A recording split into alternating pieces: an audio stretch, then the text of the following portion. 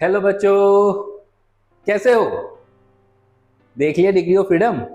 अभी नहीं देखा सर, अभी तो कर रहे हैं, सीख रहे हैं। तो कोई नहीं बच्चों, बहुत अच्छे से एक एक पार्ट को समझते जाओ। थर्मो आपके लिए पता है रामबाण है। रामबाण है फॉर एवरी एग्जाम, राइट? तो आज तुम्हारे सामने मैं लेके आ रहा हूँ एंथैल्पी चेंज के क्वेश्चंस। कैसे कैसे एंथैल्पी चेंज हम कैलकुलेट करते हैं, क्योंकि मेन उसमें क्वेश्चन नहीं आता है। और उसका जो मेजर टॉपिक है, जो हॉट टॉपिक है, वो है हेस लॉ। कौन सा टॉपिक है? Hess law. ठीक है, तो आज हम बात करेंगे हेस लॉ के बारे में। और उससे हेस लॉ से बड़े इजी, क्योंकि बहुत बहुत लोगों से सुन रहा हूँ, बहुत स्टूडेंट से सुन रहा हूँ कि सर बहुत ही कॉम्प्लेक्स बना रखा है, बहुत सारे इंस्टीट्यूट में पता नहीं कैसे कैसे। तुम्हें बहुत सिंपल, इतनी देर में क्वेश्चन ही लिखेंगे हम, उतनी देर में उससे पहले 1 सेकंड के अंदर हमारा आंसर भी आ जाएगा। ठीक है, फंडा देखेंगे और हर एक वेराइटी का क्वेश्चन भी हम उसमें करेंगे। Right, I will try to cover each and every varieties बहुत अच्छे से। ठीक है, ताकि क्वेश्चन करना जरूर सीखना है कि कैसे कैसे हम क्वेश्चन उसमें करते हैं। क्लियर? तो आज बताता हूं सबसे पहले कि एंथैल्पी चेंज हम 3 बेसिक मेथड से निकालते हैं। कौन कौन से सर? एंथैल्पी चेंज जो कैलकुलेशन है आपका, enthalpy change for a reaction, enthalpy change for reaction. क्या बेसिक तरीके हैं सर, बताओगे हमें? थोड़ी रोशनी डालिए। पहला है सर जी, सबसे अच्छा है enthalpy change of the reaction हम कैसे निकाल सकते हैं? Enthalpy of formation of products. Class, तुम्हें ये समझ में आता है कि मैं गोलू गोलू सा बनाता रहता हूँ? क्या है ये गोली सा मतलब कुछ नहीं है, ये स्टैंडर्ड है। Standard enthalpy change of the formation. Standard मतलब जब आपके पूरे रिएक्शन में हर चीज अपनी अपनी स्टैंडर्ड स्टेट में होती है, तो उसको बोलते हैं स्टैंडर्ड एंथैल्पी चेंज। ठीक है, जब सारे मॉलिक्यूल्स, जैसे पानी है, H2O है, किस फॉर्म में होता है? 100 लिक्विड स्टेट में होता है। CO2 है, गैसियस स्टेट में होता है ना? कैल्शियम कार्बोनेट है, सॉलिड फॉर्म में होता है, ऑल दैट स्टफ। ठीक है, बेंजीन है, लिक्विड फॉर्म में होता है। तो अगर उसमें आप एंथैल्पी चेंज कैलकुलेट करते हो तो वो आपकी स्टैंडर्ड एंथैल्पी चेंज कहलाती है। प्लस ऑब्वियसली स्टैंडर्ड कंडीशंस भी हमें मेंटेन करनी होती है, जो कि आपको पता ही है कि STP की कंडीशंस क्या होती हैं। राइट, ध्यान रखना 1 बार हो चुका है, 1 एटमॉस्फेयर नहीं रहा है, इट इज़ 1 बार प्रेशर के मामले में। ठीक है, चलो खैर, तो enthalpy of formation of the products minus enthalpy of formation of reactant. ठीक है, ये पहला वे है सर। दूसरा तरीका सर, दूसरा तरीका क्या है? Bond energy. बॉन्ड एनर्जी कैसे निकालते हैं सर? बिल्कुल, तो enthalpy change of the reaction या standard enthalpy change of the reaction is equal to bond energy of reactant minus bond energy of products. Bond energy आपको मैंने को बताई थी class, the enthalpy change which is required to break 1 mole of the bond. एक mole bond तोड़ने के लिए कितनी एनर्जी चाहिए, वो आपकी बॉन्ड एनर्जी कहलाती है। प्रॉपर डेफिनेशन भी लिखवा दूंगा, लेकिन फिलहाल अब हमारा मकसद उस पर नहीं है। हमारा मकसद है हमें एंथैल्पी चेंज कैलकुलेट करना है by using the Hess law. अब आ जाओ, तीसरा और मोटा क्या है? Hess law. Hot competition. ठीक है, hot topic for the competition as well. अब सुनिए, तो जो हेस लॉ है, हम इसके भी कुछ कुछ क्वेश्चन देखेंगे साइड बाय साइड कि वो भी हम कैसे अप्लाई कर सकते हैं। बस आपको ध्यान रखनी है छोटी छोटी चीजें। फॉर्मेशन, पहली बात, हमेशा किसके लिए होता है? 1 मोल के लिए होता है। एंथैल्पी ऑफ फॉर्मेशन जो निकलता है हमेशा 1 मोल के लिए निकलता है। एंथैल्पी ऑफ कंबर्शन हमारा 1 मोल के लिए ही कंबर्शन आप कैलकुलेट करते हो, मतलब 1 मोल कंबर्शन करोगे। जैसे अगर आपने बेंजीन का कंबर्शन किया है तो बेंजीन को 1 मोल, हम क्वेश्चन में देखेंगे 1 मोल। दूसरा, आपके जो स्टैंडर्ड स्टेट मॉलिक्यूल्स हैं जैसे कि O2, F2, N2, all these, इनका enthalpy of formation, standard enthalpy of formation 0 होता है। ठीक है, तो अब हम क्वेश्चन से ही डायरेक्टली सीखेंगे। पहले तो देखेंगे हेस लॉ है क्या। हेस लॉ आपके सामने क्या डिस्क्राइब करता है, what does it describe it. ठीक है, आओ देखते हैं। Enthalpy change of the reaction है, तो अब मैं नाम लिखने जा रहा हूं Hess law, the famous topic Hess law. ठीक है, लॉ। अब सुनिए, हेस लॉ में क्या होता है? हेस लॉ होता क्या है? अरे सिंपल सी बात है सर। अगर मान लो एक रिएक्शन है A to C और उसमें हीट चेंज हो रहा है डेल्टा H, तो अगर वो A to C it is going in a multiple steps, जैसे कि A to B गया होगा पहले, फिर सर वो B2C गया होगा, राइट। तो अगर A to B गया होगा उसमें मान लो एंथैल्पी चेंज आपका कितना है, डेल्टा H1 है। इसमें कितना एंथैल्पी चेंज है सर जी, डेल्टा H2 है। तो according to the Hess law तो delta H should be equal to delta H1 plus delta H2। मतलब अगर जो आपका मेन रिएक्शन है उसमें एंथैल्पी चेंज अगर डेल्टा H है and this reaction is occurring in a multiple steps, और हर एक स्टेप्स की अपनी अपनी अपनी अपनी एंथैल्पी चेंज है, तो जो मेन एंथैल्पी चेंज है should be equal to the sum of all these.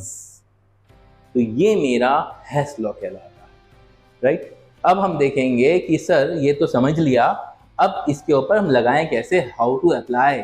वही जैसे फिजिक्स में फंडा होता है, हाउ टू अप्लाई। आओ खेलते हैं बैठ के, देखिए कैसे। ठीक है, ये बात तो समझ में आ गई। तो डायरेक्टली एक काम करता हूँ, तो मैं क्वेश्चनों के साथ ही खेलता हूँ डायरेक्टली। आओ, calculate the enthalpy of formation of the methane from the following data. हमें क्या करना है सर, हमें करना है enthalpy of formation of methane from the following data, हमें निकालना है। पहला हमें जो डाटा दे रखा है वो लिख लेते हैं, C solid plus O2 gas gives CO2 gas, ठीक है। और enthalpy of this reaction they have given as -393.5। Again class ये मैं रब कर देता हूँ, किलो जूल पर मोल में है। किसमें है ये, किलो जूल पर मोल में है, ठीक है। किसमें है, किलो जूल पर मोल। ओके, सेकेंड रिएक्शन सर हमें वो लेके चल रहा है, क्या है, H2 गैस। क्लास में डायरेक्टली क्वेश्चनों पे इसलिए आया हूँ ताकि at the end of a day आपको क्वेश्चन लगाने हैं, कैसे लगाते हैं, हेस लॉ अप्लाई कैसे करते हैं वो हम सीख रहे हैं, ठीक है। तो enthalpy change of the reaction is equal to -285.8 kilo joule per mole. And third sir ये रिएक्शन दे रखा है, CH4 गैसियस स्टेट में है प्लस 2O2 है, okay, gives CO2 gas plus 2H2O, और ये लिक्विड, ठीक है। और डेल्टा H आपका दे रखा है रिएक्शन का -890.3 किलो जूल पर मोल। मेरे ख्याल से क्लास से 3 रिएक्शन आपको दे रखे हैं और उन्होंने हमसे मांगा है enthalpy of formation of methane. तो रिक्वायर्ड इक्वेशन हमेशा लिखा करो, required equation enthalpy of formation of methane. Sir methane किससे फॉर्म होता है, सर कार्बन और हाइड्रोजन से ही फॉर्म होता है। ओके, कार्बन और हाइड्रोजन से फॉर्म होता है सर, आपने बताया भी अभी। ये लो सर, अब इसको बैलेंस भी कर दूं क्योंकि यहाँ पे तो 1 मोल ही रखना है क्योंकि फॉर्मेशन है। लो सर 2H2 बैलेंस हो गई। अब देखो ये मेरी रिक्वायर्ड इक्वेशन है, गेम कितनी सेकंड में खत्म होगा। कार्बन है सर, कार्बन कहाँ दिख रहा है सर, यहाँ दिख रहा है पहले इक्वेशन में, लिख दो। सर H2 कहाँ दिख रहा है सर, सेकंड इक्वेशन में, लेकिन सर यहाँ पे 2H2 है, यहाँ पे 1H2 है। ओके, दोनों लेफ्ट साइड में ही है सर, मतलब ये भी आपको लेफ्ट साइड में दे रखा है ना, और ये भी आपको H2 लेफ्ट साइड में ही है, राइट। तो डेफिनेटली क्या करोगे सर, 2 इंटू सेकेंड इक्वेशन। अब सर CH4 आपको राइट साइड में चाहिए, दे रखा है लेफ्ट साइड में, लेफ्ट साइड रिएक्टेंट की साइड दे रखा है ना, और आपको चाहिए राइट साइड में, एक ही चाहिए, यहाँ पे भी एक ही है, टेंशन नहीं। लो सर -3rd इक्वेशन आंसर। कहा था जितनी देर लिखने में लगेगी उससे पहले सॉल्व हो जाएगा। अब बस वैल्यू डालनी है, काम खत्म। तो फर्स्ट वैल्यू आपकी कितनी है, -393.5 प्लस 2 इंटू -285.8 -3rd, ठीक है, -3rd यानी कि प्लस 890.3। ये लीजिए, अब आपका सॉल्व कर दोगे तो सॉल्व करके आंसर क्लास आएगा इसका जो निकल के आ रहा है -74.8। मेरे ख्याल समझ में आ गया होगा। नाउ अब हम आते हैं, ये आपने देख लिया कितना आसान क्वेश्चन था, देख लिया तो नहीं देख लिया।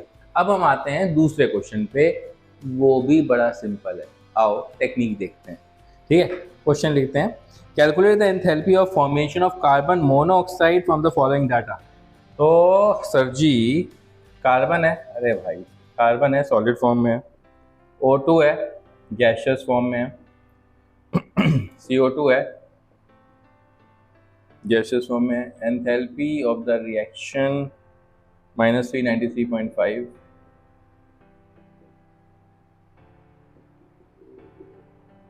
CO है, गैशियस फॉर्म में है, प्लस हाफ O2 है, गैशियस फॉर्म में है। ये रिएक्शन दे रखा है क्लास, CO2 है, गैशियस फॉर्म में है, और एंथैल्पी ऑफ द रिएक्शन है -283 किलोजूल पर मोल, किलोजूल पर मोल।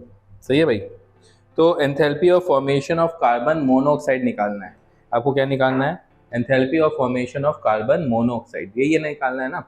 तो फॉर्मेशन ऑफ कार्बन मोनोऑक्साइड है, तो अगेन रिक्वायर्ड इक्वेशन क्या होगी? कार्बन है, सॉलिड फॉर्म में है, तो कार्बन मोनोऑक्साइड कैसे फॉर्म होता है? कार्बन और ऑक्सीजन से, और ये CO। अब 1 मोल के लिए होता है, ये तो 1 मोल ही रखना है।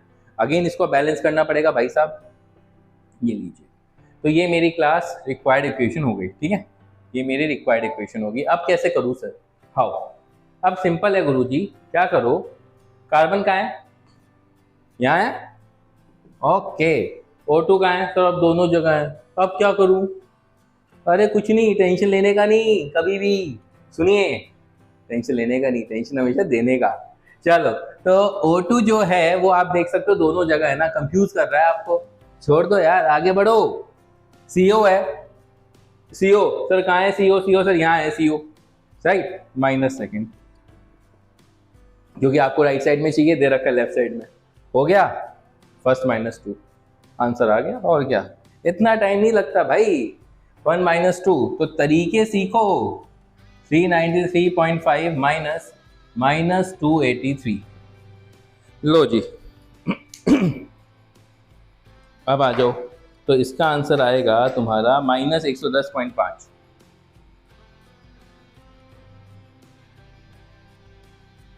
सही है, -110.5 किलोजूल पर मोल। मेरे ख्याल से बात समझ में आ गई होगी।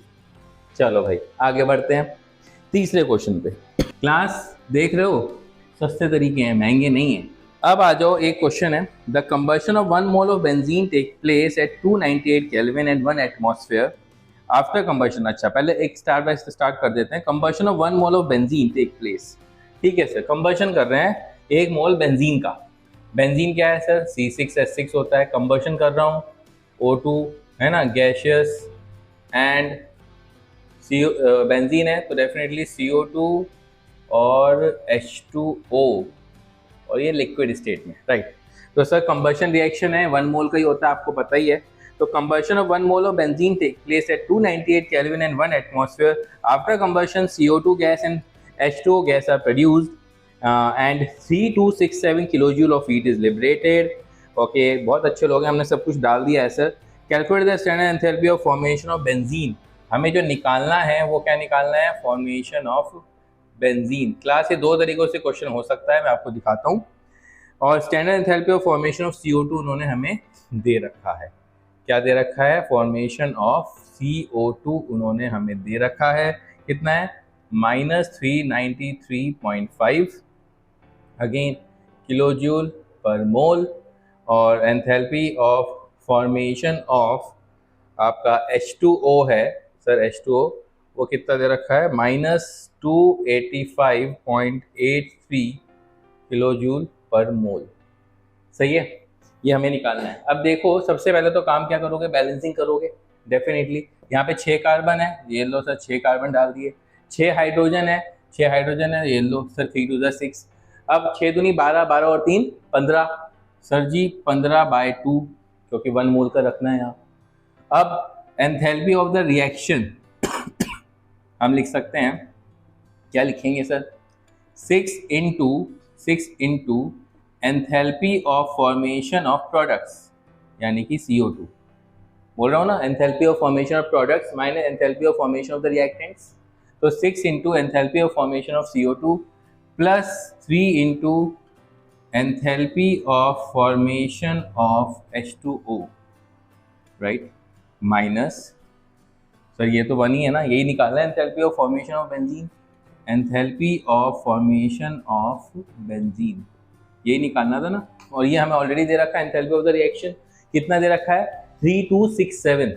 कितना दे रखा है सर? ये 3267। अब ध्यान से एक और चीज, सर जी ये रिएक्शन आपने दे रखा है 3267। गुरुजी ये कंबशन है, कंबशन एक्सोथर्मिक रिएक्शन होता है, पता है ना कंबशन क्या होता है, एक्सोथर्मिक रिएक्शन होता है बच्चों।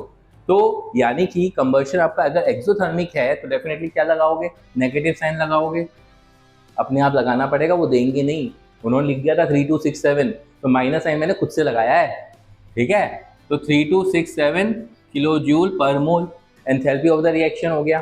तो अब तो सर कुछ भी नहीं बचा जिंदगी में, 3267 is equal to 6 into CO2 का कितना है 393.5 प्लस 3 इंटू -285.83 माइनस एक्स, ये लीजिए। तो यहाँ से आप x की वैल्यू निकाल दीजिए खुशी खुशी, और x की वैल्यू तुम्हारी निकलेगी -48.51। क्लास एक बार कैलकुलेशन जरूर चेक कर लेना, बुक्स पे मुझे भी इतना विश्वास नहीं है, ठीक है, बस प्लस माइनस सही कर देना ठीक है। तो -48.51 किलो जूल पर मोल आ रहा है, इसको x की वैल्यू को सॉल्व करके। ये तो हो गया एक method, enthalpy of formation of the products minus enthalpy of formation of the reactant. और आपको हो गया सर O2 को क्यों नहीं लिया, मैंने आपको बताया था कि O2 हो, N2 हो, H2 हो, उनका स्टैंडर्ड एंथैल्पी ऑफ फॉर्मेशन 0 होता है। Perfect, good. नाउ अब हम बात करते हैं फटाफट इसका दूसरे मेथड से, यानी कि हेस लॉ से हम कैसे जाएंगे इस पे हम, राइट, क्लियर है ना। ओके बॉस, अब मैं देखो क्या करूंगा क्लास, ध्यान से देखना, ठीक है। तो अगर मैं अब CO2 का कंबशन कर रहा हूं तो मैं अब दूसरी इक्वेशन फॉर्म कर लेता हूं। ये पहली इक्वेशन है और मैं दूसरी इक्वेशन है C plus O2 gives CO2। तो इसका एंथैल्पी ऑफ फॉर्मेशन है तो हमें दे रखा है, ठीक है। और तीसरा इक्वेशन है वाटर का formation, H2 plus half O2 gas H2O, right, और ये लिक्विड है। अगेन इसका भी एंथैल्पी ऑफ फॉर्मेशन दे रखा है, H2 plus half O2 gives H2O हो गया, ये बात आ गई। अब तीन इक्वेशन हमने फॉर्म कर ली, हमें क्या फॉर्म करना है, what we need to form, enthalpy of formation of the benzene. लो सर जी रिक्वायर्ड इक्वेशन है, रिक्वायर्ड इक्वेशन क्या करूंगा, राइट, तो कार्बन है प्लस हाइड्रोजन है और आप क्या बनाओगे C6H6Cl, फॉर्मेशन ऑफ बेंजीन। तो कार्बन कितने हैं, 6 हैं, येलो सर, कुछ नहीं करना, फिर दोबारा वही नौटंकी sir 6 into second, 3 into H2 यानी कि प्लस 3 इंटू थर्ड, और बेंजीन यानी कि माइनस फर्स्ट। सर इसके थ्रू आप निकाल सकते हो, दोबारा से सेम फंडा है, कोई भी तकलीफ नहीं है, जो तुम्हें अच्छा लगे, जो मेथड तुम्हें सुकूनदायक दिखे वो कर लेना चाहे हेस लॉ से, लेकिन हेस लॉ में आपको इक्वेशन बनानी पड़ेंगी, उन्होंने हमें बना के नहीं दी है, ठीक है। दोनों आने चाहिए वैसे तुम्हें, क्योंकि कभी भी कोई सा भी मेथड यूज कर सकते हो, ठीक है। आगे बढ़ते हैं, अब एक अच्छा सा क्वेश्चन लेके चलता हूँ क्लास, जिसमें थोड़ा सा हटके वैरायटी है, तो ध्यान रखना इसका भी आंसर सेम ही आएगा यार, 48 - 48.1। बच्चे पूछ रहे हैं कि सर आंसर अलग तो नहीं आएगा, ये लो ठीक है। चलो एक अच्छा सा क्वेश्चन देखना है, बढ़िया अच्छा सा सुनहरा सा बड़ा ब्यूटीफुल सा, ठीक है। Calculate the heat of formation of KCl from the following data. Class ये बहुत अच्छा क्वेश्चन है, अगर हम बात करें तो इसमें इक्वेशंस ऐसी हैं, तुम भी कहोगे कि सर क्वेश्चन लिखने में आप थक जाओगे लेकिन आंसर 1 सेकंड में आएगा, लेकिन हटके है इसलिए बता रहा हूं, वैरायटी आनी चाहिए class. We need to solve a variety plus H2O liquid, और ये डेल्टा H है -57.3, ठीक है। सेकेंड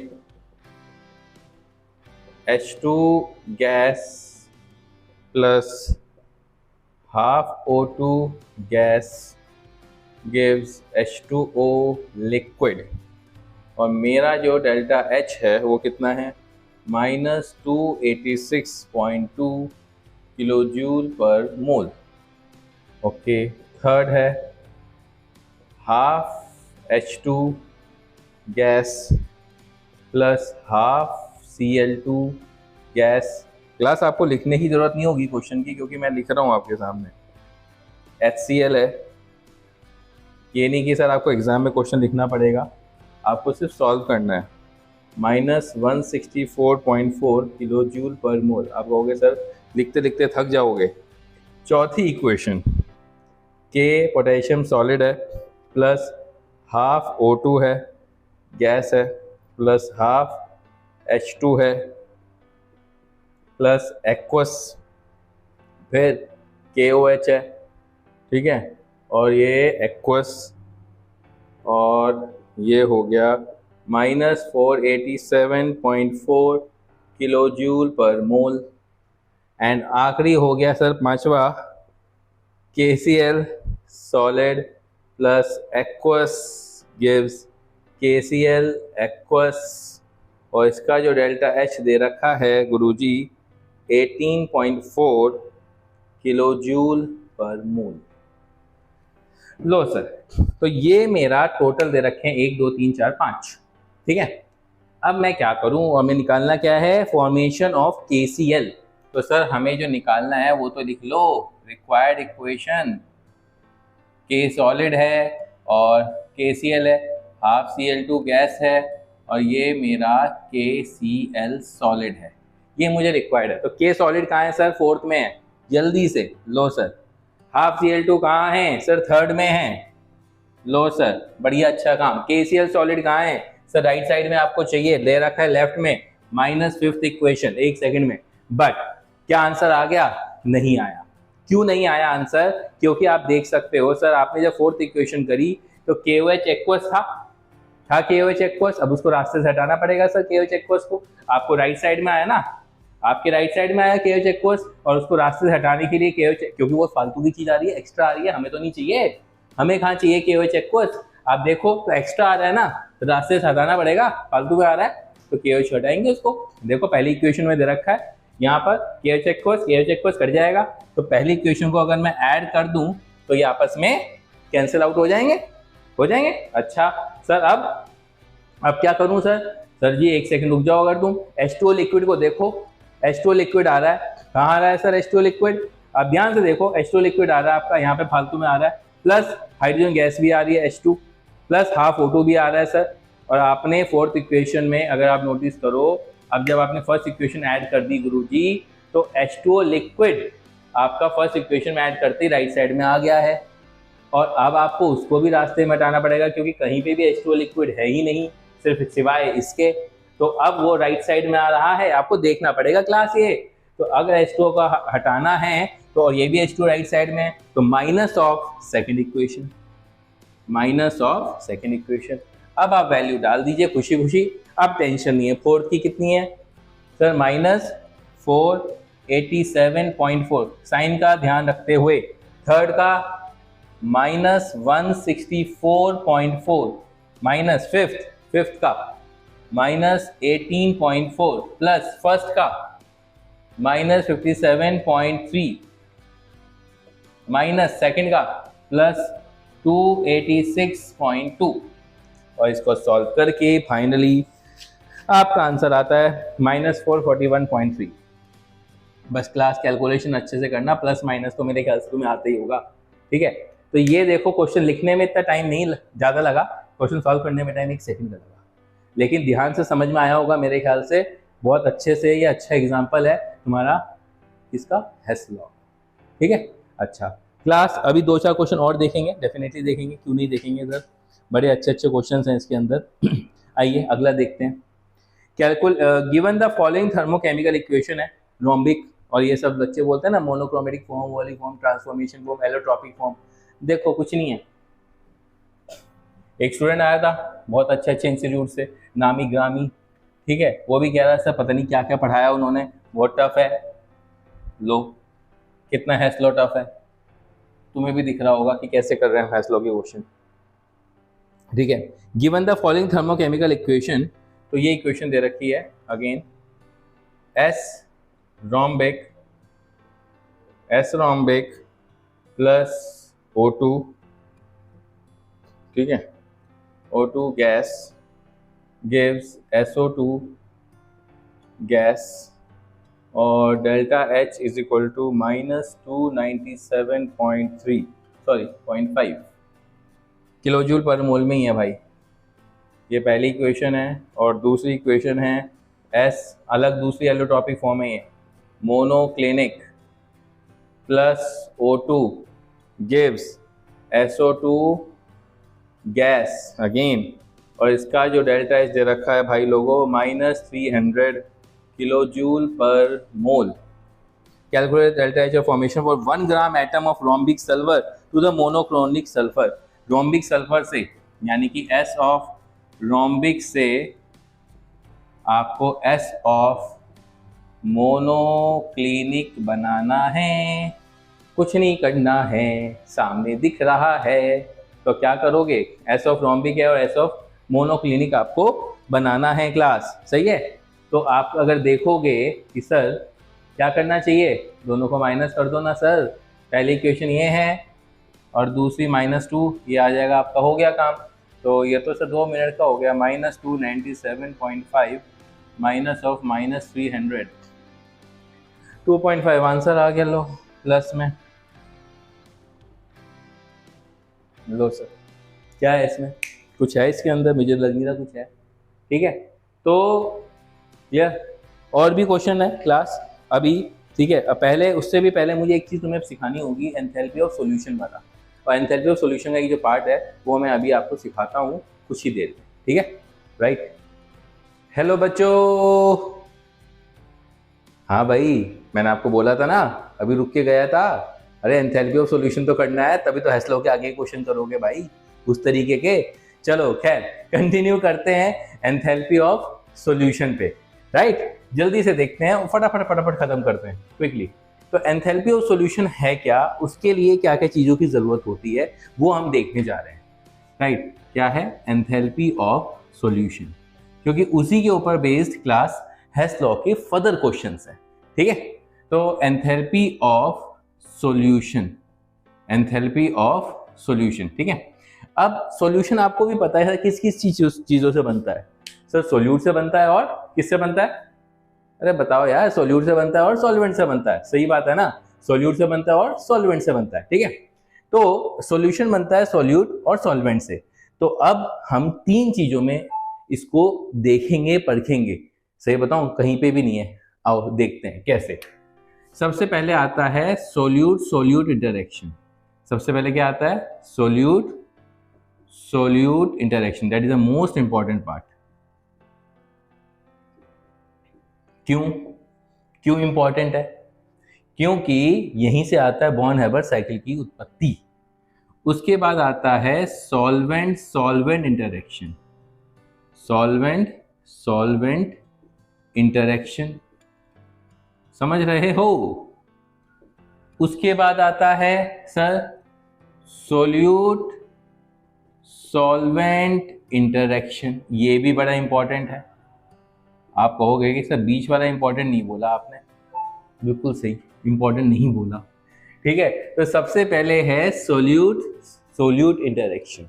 भाई जब आपको पता ही है कि जब आपको ये सोल्यूट है वो उसमें आपने डाला, किसमें डाला, सॉल्वेंट में डाला, तो आपस में जो सोल्यूट के पार्टिकल्स हैं वो आपस में कैसे करेंगे, इंटरेक्ट करेंगे, ऐसे ऐसे तोड़ेंगे, राइट। तो डेफिनेटली द एनर्जी रिक्वायर्ड होगी, एनर्जी रिक्वायर्ड होगी नहीं होगी, होगी। तो उसी को बोलते हैं क्रिस्टल लेटाइस एंथैल्पी। तो through the solute solute interaction हमें क्या मिलता है, क्रिस्टल लेटाइस एंथैल्पी। ध्यान रखना बात, सोल्यूट सोल्यूट इंटरेक्शन से, मैं रिपीट कर रहा हूं, सोल्यूट सोल्यूट इंटरेक्शन से हमें क्या मिलता है, क्रिस्टल लेटाइस एंथैल्पी। और होती क्या है crystal lattice enthalpy, sir the energy required to break 1 mole of a compound to into its gaseous ions, समझे। The energy required to break 1 mole of a compound into its gaseous ions, उसको बोलते हैं, क्या बोलते हैं उसको हम, crystal lattice enthalpy. और एक और चीज जो इंपॉर्टेंट है, it can not be calculated experimentally, it is always calculated theoretically.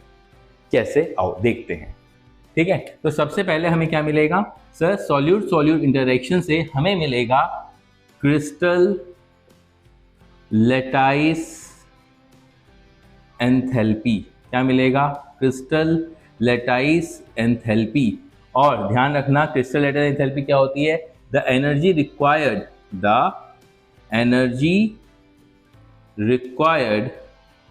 To break 1 mole of bond into its gaseous ions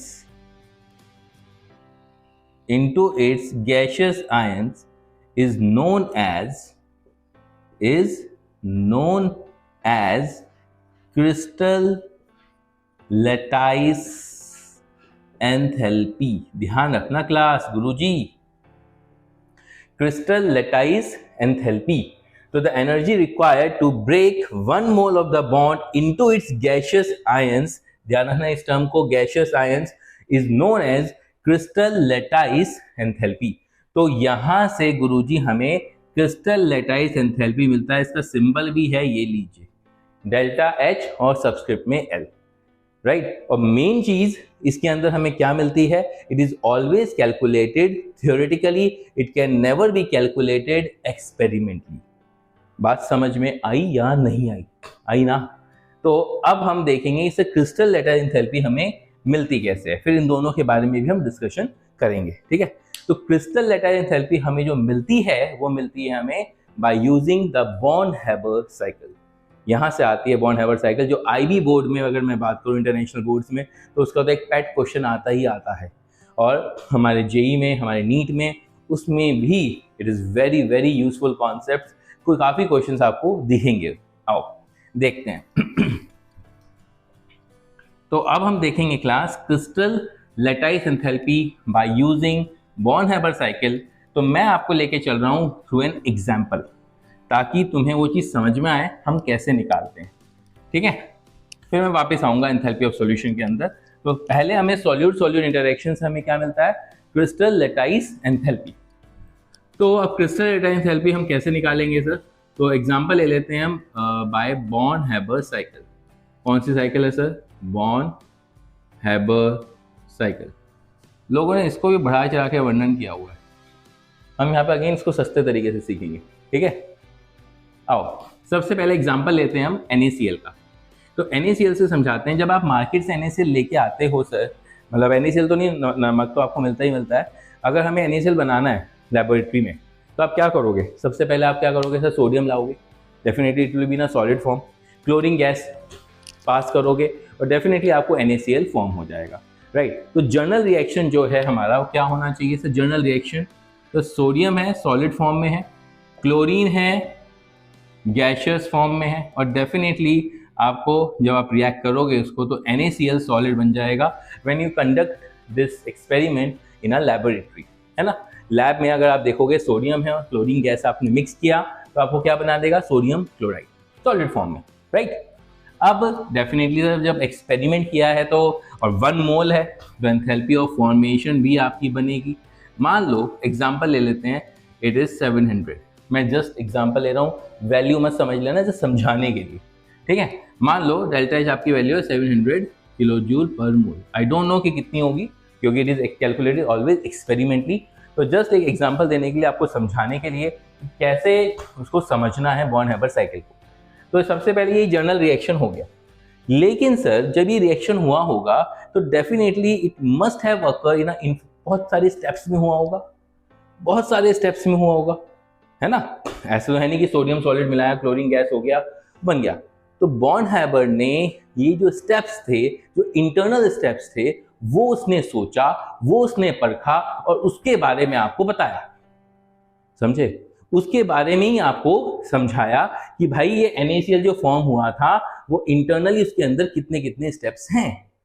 तो ओके सर, तो पहला स्टेप था सर, सोडियम आप मार्केट से लाए सॉलिड फॉर्म में, तो सबसे पहले उसको हीट किया जाएगा, उसको सबलाइम किया जाएगा, है ना। क्या किया जाएगा? सबलाइम। सबलाइम मतलब सोडियम को हम गैशियस फॉर्म में कन्वर्ट करेंगे, पहली चीज। और जब सोडियम को सबलाइम करेंगे तो definitely we need to give the energy. तो एनर्जी क्या होनी चाहिए? पॉजिटिव। तो डेल्टा एच ऑफ सब्लिमेशन क्या होगा, शुड बी ग्रेटर देन 0, क्योंकि आपको एनर्जी देनी पड़ेगी सॉलिड फॉर्म से गैसियस फॉर्म में कन्वर्ट करने के लिए। तो सब्लिमेशन एनर्जी कितनी होनी चाहिए, ग्रेटर देन 0, पहली बात। दूसरा, सर जिसको आयनिक फॉर्म में भी तो लाना पड़ेगा, तो सोडियम जो है उसको अगर वो गैसियस फॉर्म में है, अब उसमें से मैं इलेक्ट्रॉन निकालूंगा, I will remove an electron. और आपको तो पता है सर, जो इलेक्ट्रॉन निकालने की जो एनर्जी होती है उसको क्या बोलते हैं, आयनाइजेशन एनर्जी, सबको पता है। The amount of the energy required to remove one electron from the outermost shell, उसको क्या बोलते हैं, आयनाइजेशन एनर्जी। तो एक दिन क्या करूंगा, सारी डेफिनेशन लिखवा दूंगा, ठीक है, जितनी भी आयनाइजेशन एनर्जी क्या है वो सब क्या है, right, enthalpy of sublimation, enthalpy of atomisation, all that stuff, formation, combustion, ठीक है। तो सोडियम क्लोराइड है, तो सोडियम क्लोराइड बोल रहा हूँ, सोडियम गैस है, तो सोडियम गैस में से आपने एक इलेक्ट्रॉन निकाला, तो उसको हम किस में फॉर्म में चेंज कर देंगे सर, आयनिक फॉर्म में। तो इसको अगेन मुझे इलेक्ट्रॉन को रिमूव करना है, again I need to supply the energy, तो again it should be positive. तो delta H of ionisation should be greater than 0, second step, ठीक है। अब सोडियम हमारा आयनिक फॉर्म में आ गया और गैसियस फॉर्म में भी आ गया, राइट। अब तीसरा है क्लोरीन, सुभान अल्लाह सर जी, क्लोरीन ऑलरेडी मुझे गैसियस फॉर्म में दे रखा है, मेरी टेंशन ही नहीं है। तो Cl2 को ऑलरेडी गैसियस फॉर्म में ही है, थैंक यू गॉड। तो Cl2 ऑलरेडी गैसियस फॉर्म में है, तो अब लेकिन सर मुझे तो एक ही Cl चाहिए, मुझे तो पहले एक ही Cl चाहिए, तो यहाँ तो दो Cl है, तो उसको मुझे क्या करना पड़ेगा, एटमाइज, क्योंकि क्लोरीन जो है आपका वो बॉन्ड से अटैच है। तो अगेन मुझे एनर्जी देनी पड़ेगी कि टूथ, I need to break this energy, है ना, I need to break this bond, तो एनर्जी मुझे फिर देनी पड़ेगी। तो उस एनर्जी को क्या बोलते हैं, एंथैल्पी ऑफ एटमाइजेशन। एटमाइज कर रहा हूं ना भाई, एक मॉलिक्यूल को तोड़ रहा हूं, एटम्स के फॉर्म में कन्वर्ट कर रहा हूं, तो क्या बोलूंगा, एंथैल्पी ऑफ एटमाइजेशन। तो अगेन इसमें किस में कन्वर्ट होगा, ये 2Cl में। अगर मैं एनर्जी देता हूं तो अब इसको मुझे क्या करना है, एटमाइज करना है सर। एटमाइज करना है तो 2Cl एटम में कन्वर्ट हो जाएगा, ये जो Cl2 है it will be converted into atoms. तो इसको हम बोलेंगे, ठीक है, इसको हम बोलेंगे enthalpy of atomisation, and again it will be greater than 0। अब गुरुजी लेकिन आपने बताया कि सर हमें एक ही Cl चाहिए, तो अब मुझे अगर देखा जाए मैथमेटिकली अगर मैं बात करूं तो यहाँ पे ये 2Cl में जितनी 2Cl की एनर्जी है ना, हमें तो एक ही चाहिए, तो वाई एक्स्ट्रा क्यों, तो हमें एक ही Cl चाहिए, इसलिए हमने डिवाइडेड बाय 2 कर दिया, क्योंकि हमें 2 Cl मिल रहे थे, तो we would require half amount of that energy, ठीक है। तो atomisation energy divided by 2, okay boss. चौथा स्टेप में अब Cl हमें एक एटम की फॉर्म में हमें मिल गया है, तो अब क्या करूंगा सर, अब इसको फिर आयनिक फॉर्म में लेके आना है।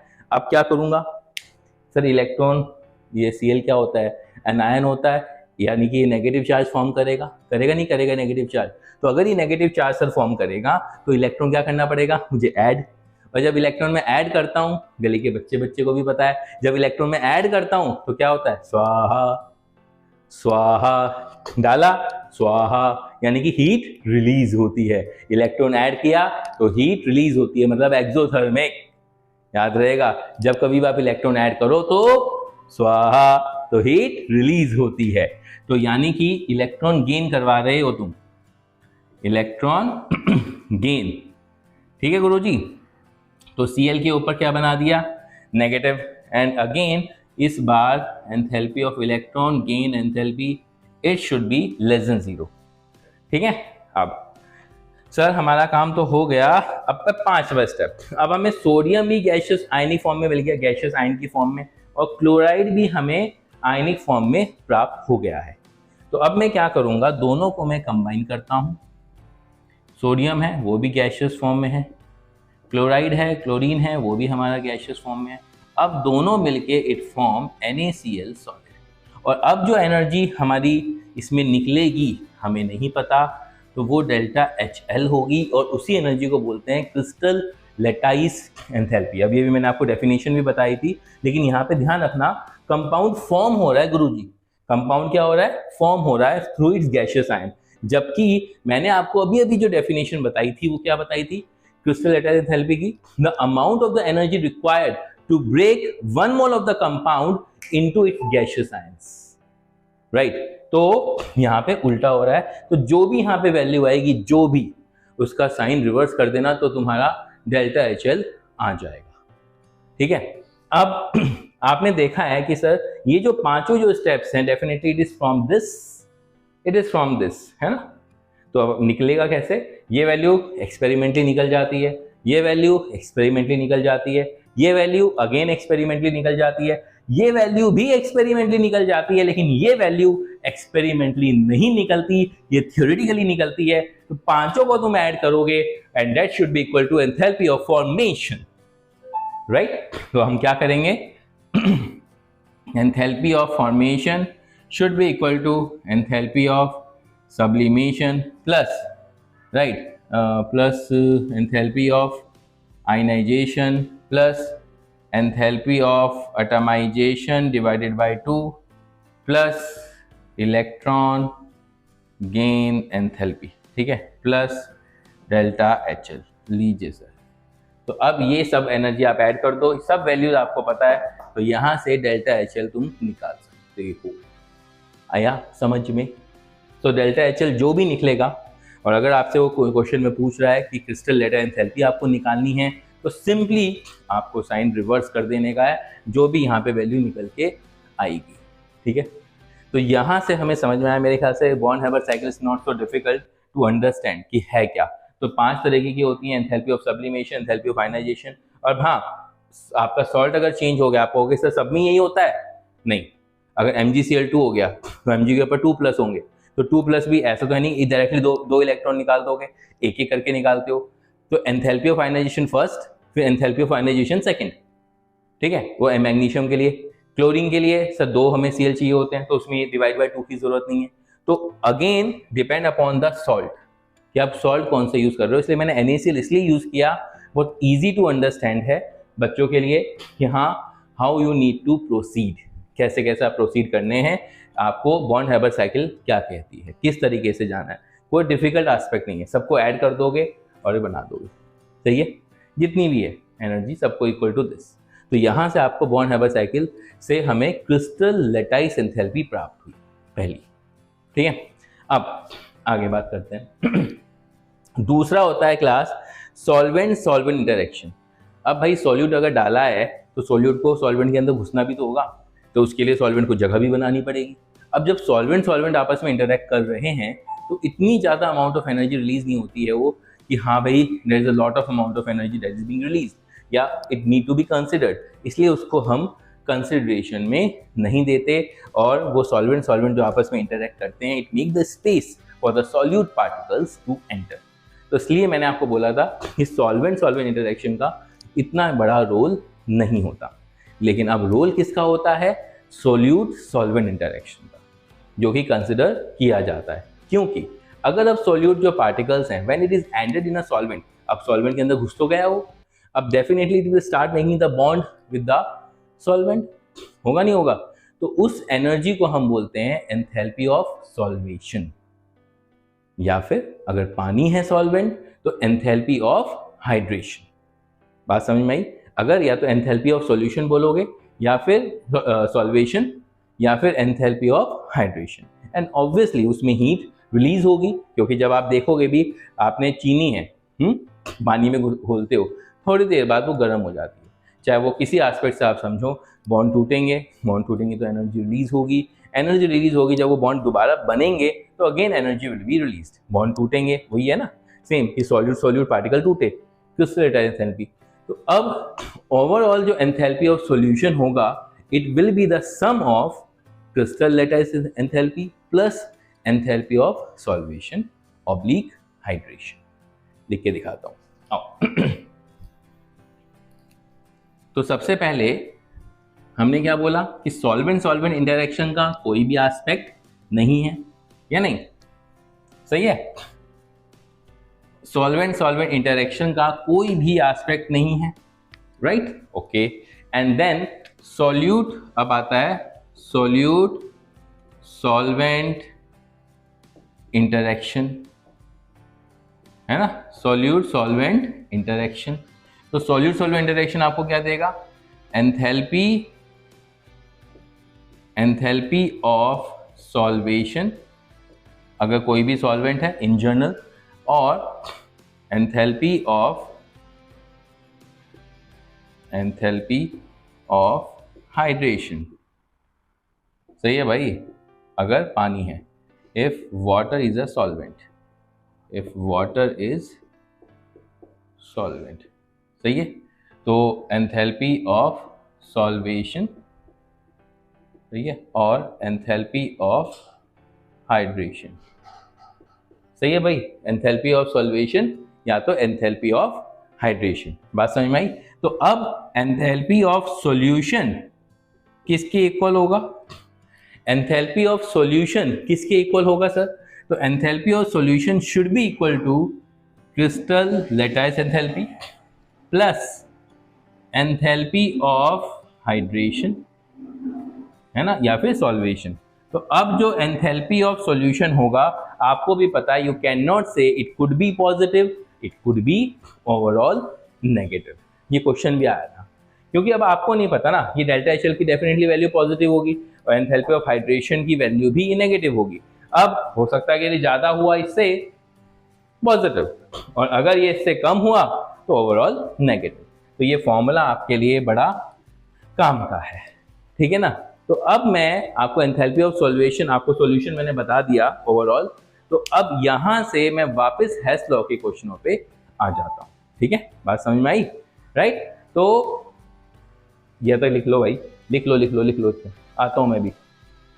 हाँ भाई बच्चों, लिख लिया था, लिख लिया एंथैल्पी ऑफ सॉल्यूशन पूरा अच्छे से लिख लिया था ना? ओके, चलो तो अब हम बात करेंगे किसकी, वापस क्वेश्चंस पे आते हैं। अगेन बहुत सारे हेस लॉ के जो क्वेश्चंस हैं उनको प्रोसीड करते हैं, ताकि तुम्हें अगेन हेस लॉ से थोड़ा सा कंफर्ट, थोड़ा नहीं पूरा कंप्लीट कंफर्टेबल आ जाए, ठीक है। चलो तो देखते हैं क्वेश्चंस। सबसे एक क्वेश्चन है, calculate the enthalpy of hydration of anhydrous copper sulphate into hydrated copper sulphate. अच्छा, हमें कैलकुलेट करना है भाई, calculate the enthalpy of hydration of anhydrous copper sulphate into hydrated copper sulphate. Anhydrous copper sulphate क्या होता है sir? Anhydrous copper sulphate मतलब simply CuSO4 solid, okay. और हाइड्रेटेड कॉपर सल्फेट सर आपको पता ही होगा, आपने बताया था एक बार बहुत पहले भी कि सर CuSO4.5H2O, यानी कि 5 उसमें वाटर ऑफ क्रिस्टलाइजेशन होते हैं। ये जो 5 होते हैं ना, ये इसको बोलते हैं वाटर ऑफ क्रिस्टलाइजेशन। क्या बोलते हैं इसको? वाटर ऑफ क्रिस्टलाइजेशन, ठीक है। ये जैसे आप पानी में मिलाते हो ना, ये पानी के साथ मिक्स हो जाते हैं। तो बोल रहे हैं calculate the enthalpy of hydration of anhydrous copper sulphate into hydrated copper sulphate. तो मतलब हमारी जो रिक्वायर्ड इक्वेशन दे रखी है कि सर CuSO4 है, राइट, जो कि एक सॉलिड फॉर्म में है, and I do require 5H2। अगर मैं इसमें ऐड करता हूँ, क्योंकि एनहाइड्रेट से मुझे क्या बनाना है, what I need to make hydrated copper sulphate. तो CuSO4.5H2O हाइड्रेटेड हमें बनाना है, ठीक है। तो CuSO4 और वो क्रिस्टल फॉर्म में ही होता है क्लास, वो क्रिस्टल फॉर्म में ही होता है। तो CuSO4.5H2O सॉलिड, ठीक है। तो ये हमें CuSO4 सॉलिड है, ये लिक्विड स्टेट में है। तो CuSO4.5H2O के केस में हमें ये रिक्वायरमेंट है, हमें ये बनानी है। अच्छा, given that enthalpy of solution of anhydrous copper sulfate into anhydrated copper sulfate। अच्छा, एंथैल्पी ऑफ सॉल्यूशन दे रखा है एनहाइड्रस का। अब हमें जो गिवन है वो क्या दे रखा है सर? गिवन है एनहाइड्रस कॉपर सल्फेट, एनहाइड्रस, ठीक है। तो अगर मैं एनहाइड्रस की बात करता हूँ तो CuSO4 सॉलिड एनहाइड्रस है, और ये एक्वस फॉर्म में होगा, क्योंकि enthalpy of solution they have given us. तो एक्वस फॉर्म में मिलाते ही ये CuSO4 एक्वस बना देगा, और इसमें जो एनर्जी हमें दे रखी है class, that is -66.5। Again kilo joule per mole में है, वो मैं नहीं लिख रहा हूँ, ये मेरी पहली इक्वेशन है। दूसरी दे रखी है हाइड्रेटेड की, दूसरी क्या दे रखी है? हाइड्रेटेड की, यानी कि CuSO4.5H2O सॉलिड, अगेन ये एक्वस फॉर्म में है। तो अब CuSO4 अगेन ये एक्वस फॉर्म में ही बना देगा, और इसकी एनर्जी उन्होंने हमें दे रखी है 11.7 किलो जूल पर मोल। हाँ भाई, तो क्लास अगर हम बात करते हैं कि हमें दो इक्वेशन उन्होंने हमें गिवन है, ध्यान रखना वो उन्होंने वर्डिंग्स में दे रखा है, तो हमने कन्वर्ट किया रिएक्शन में। तो CuSO4.5H2O सॉलिड है, क्योंकि ये है हमारा हाइड्रेटेड कॉपर सल्फेट, और उसमें अगर हमने एंथैल्पी ऑफ सॉल्यूशन बोल रहे हैं, इसका मतलब हम पानी मिला रहे हैं बहुत सारा, तो AQ लिख देते हैं, मतलब एक्वस। ठीक है, तो CuSO4 हमें क्या दे दिया उन्होंने, एक्वस फॉर्म में दे दिया। ऐसे ही CuSO4 सॉलिड फॉर्म में है, फिर एक्वस हमने पानी मिलाया, CuSO4 एक्वस।